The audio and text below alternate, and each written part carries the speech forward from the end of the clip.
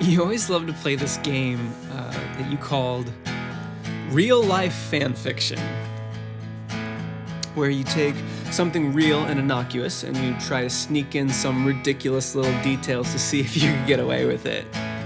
It'd be something like, Paul Revere, he had a secret fear of horses. That's why he rode so fast, he was just trying to get it over with. And Charles Darwin wrote a book about some finches with a chapter on which bird adapted to be most delicious. And I'm a fan of how you fan the flames and make a game of fan fiction. What if something cool happened instead? I'm just wishing for the story to be more like in my head, like fan fiction. And you do this thing whenever we'd go to a grocery store or a farmer's market, and you'd have me. We'd pretend not to know each other, and you would make me go up and take a sample and say, "Oh, may I please take one for my partner as well?"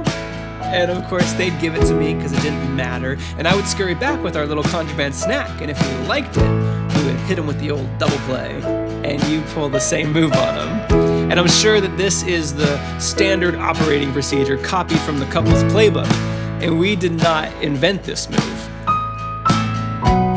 But you always called this robbing the bank, which I always thought was so dramatic and fun. Fan fiction. What if something cool happened instead? I'm just wishing for the story to be more like in my head, like fan fiction.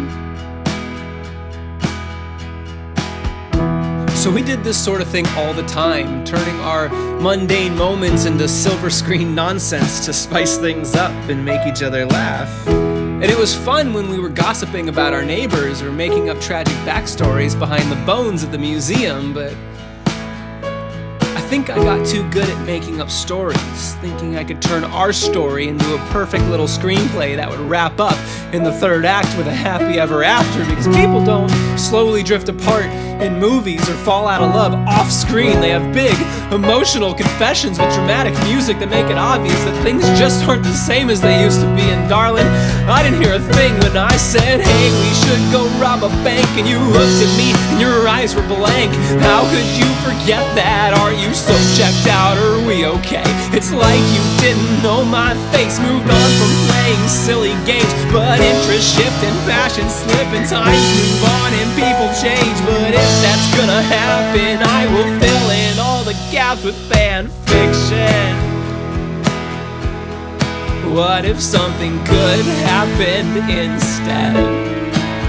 I'm just wishing for the story to be more like in my head. And no matter how all this ends, it makes no difference. I'll be writing my own end with fan fiction. Fan fiction.